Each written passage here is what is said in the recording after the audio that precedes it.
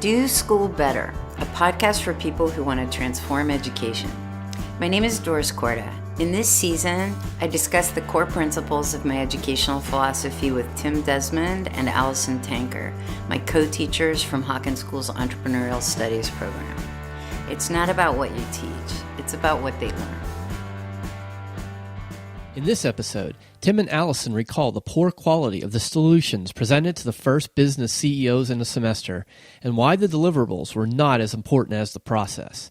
They also discuss how the use of an electronic portfolio captures student growth and fosters the critical skills of reflection and self-assessment.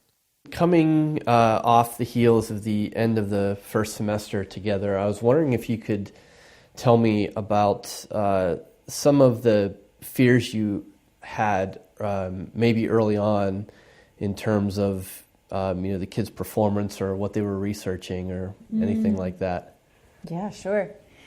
This semester really started out with really the first business on day 3, and the CEO presented the challenge to the students. They had 3 weeks to solve it, and they really knew nothing at all at that point. I mean, these kids don't have backgrounds in business or entrepreneurial studies, and they're thrown in, they're wide-eyed, and they're looking to us for as many resources as they can get. Like, please give us the answer. Please tell us how to get there. We don't know anything.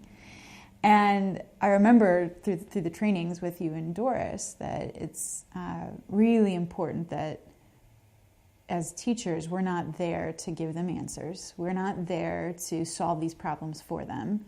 We're not there to even ask leading questions that are imposed with our own personal thoughts of what the solution should be, right? So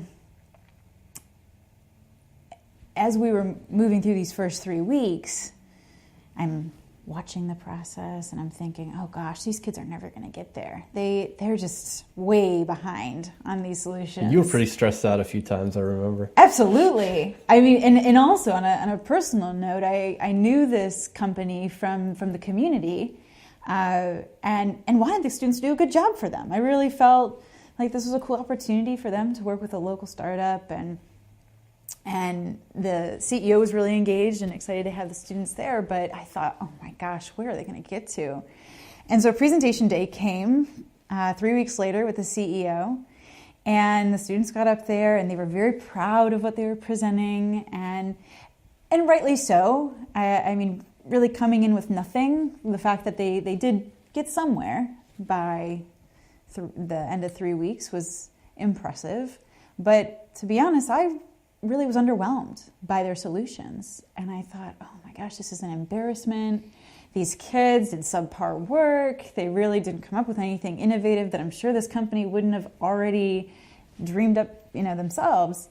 And although the company did walk away and say, hey, this is great, they did way more research than we've done in the past, and we were walking away with some good things, some cool ideas, I knew at the heart of it, really, the students hadn't done anything earth-shattering. And I thought, wow, that's disappointing. Is this what this is going to feel like?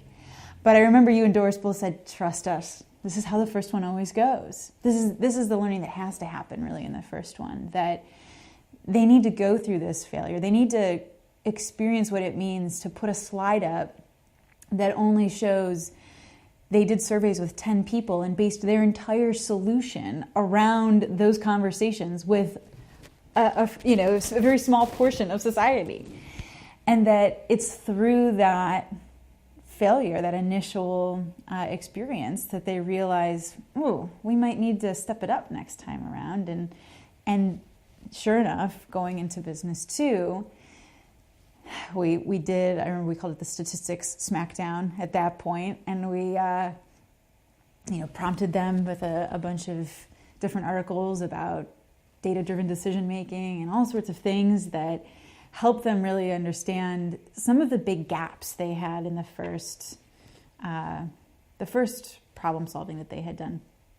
So for me, I was in a place thinking, gosh, this final solution end product that they're presenting actually might not be that great, but knowing that they're going through the process And that time and time again throughout the semester, they go through a process. They're almost mini units, right? We have every 3 weeks or however you design it, that the students are going through different challenges that they have to solve.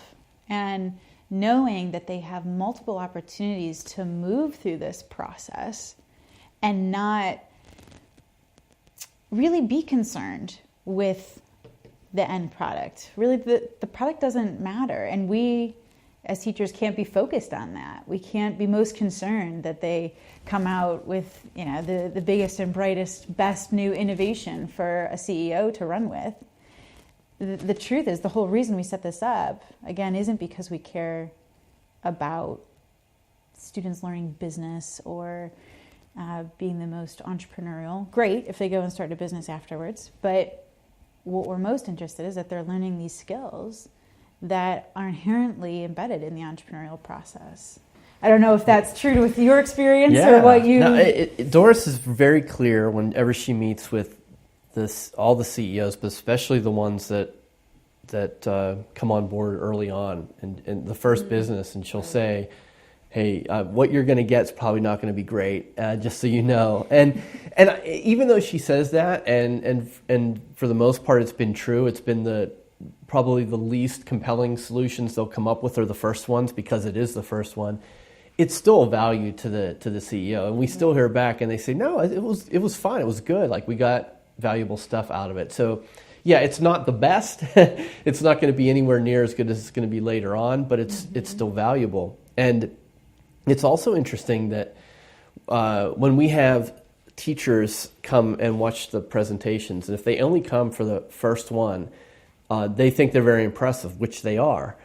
But it's when they return for Business 2 or Business 3 or the final project that those people from the outside see the tremendous growth that takes place, and that they realize that those solutions they came up with for Business 1 and 2 and 3 are really part of the process. They aren't the product, and even the last project is not the product. It's still a process, and I think that's also a really important distinction to make, because there are programs we're aware of that are really they're entrepreneurial studies programs, and they're based more on sort of the startup weekend model, which is very valuable. So they identify a particular problem and they form teams and they try and solve it. And what we think is different about our program is that we have students working on real business problems that are real and urgent for those people, and they develop all of these skills all along the way. And so by the time they get to the final project, which is creating their own solutions for problems that matter to them, they've had all of this experience. And from the teacher perspective, we've seen the evidence of growth. Yes, and that's exactly where, as you were talking, my brain was thinking about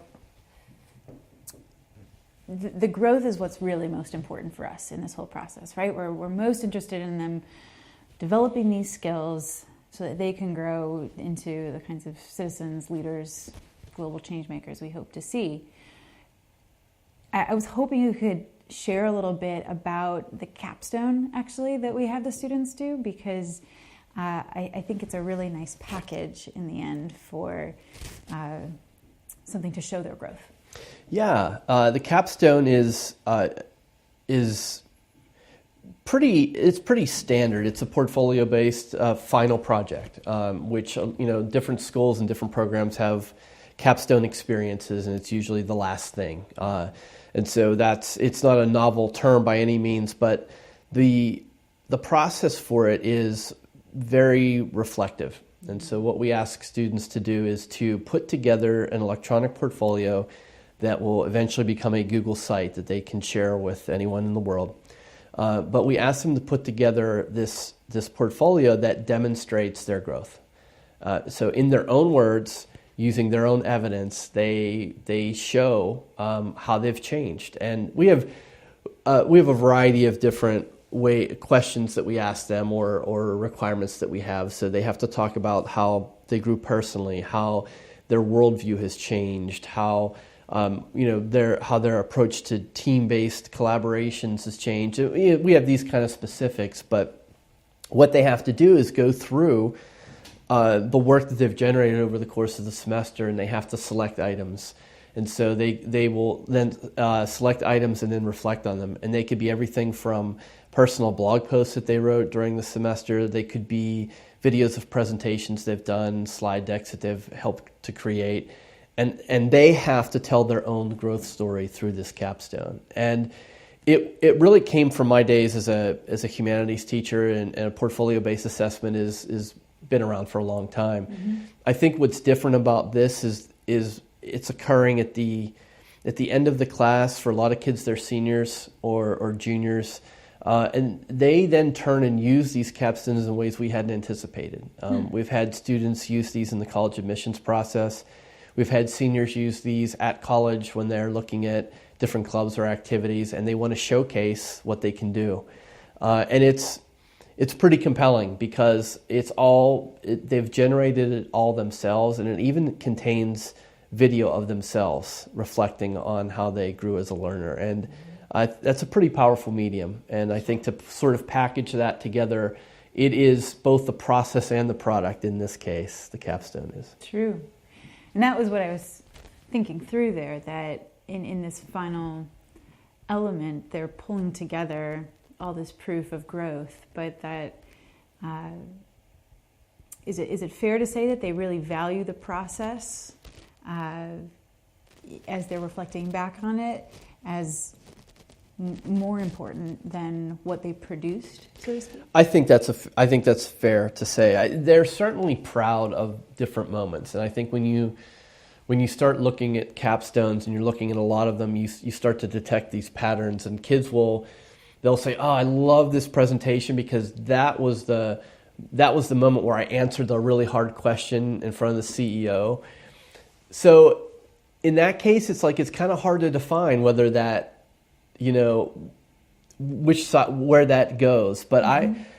I've seen a lot of evidence of kids identifying points along the way within those capstones that really do demonstrate growth, and that they're truly proud of and they're excited about. And I think they recognize it. And we even have this activity we do at the end of class where we go back and watch some of the first videos. And you were part of that for the first time. And it's funny, and it's funny because when the kids watch themselves present from the beginning of the course, the presentations are so terrible. And the kids are mumbling, and they're leaning against the wall, and some of them aren't speaking, and they're laughing, and then you have this moment, at least I did as a teacher, you have this moment where well, but that was just August.